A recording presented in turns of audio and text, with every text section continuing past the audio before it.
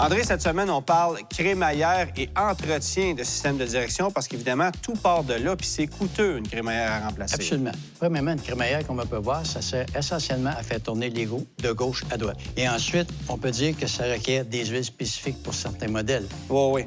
Là, je vais te parler d'entretien. C'est sûr que l'entretien, c'est une partie maîtresse, puis c'est une partie souvent oubliée dans la crémaillère. Parce que tout simplement, les huiles se détériorent comme toutes les autres huiles dans le véhicule. Oui.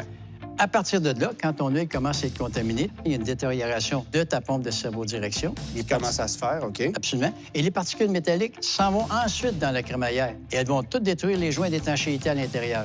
Puis là, tu te ramasses avec des fuites. Ça veut dire qu'à ce moment-là, tu es obligé de tout changer. Donc, si tu fais de l'entretien, tu peux t'épargner peut-être à long terme le changement d'une crémaillère.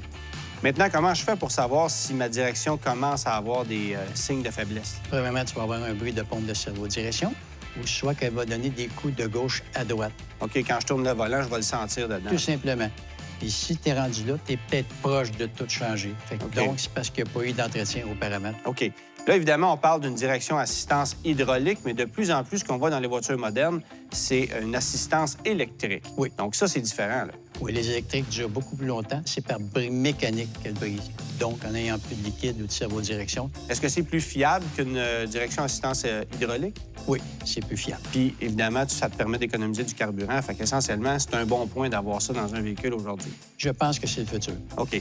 Maintenant, il y a des crémaillères, il y a des pompes qui sont plus faibles que d'autres sur certains modèles. Peux-tu me nommer des véhicules où on change ça souvent?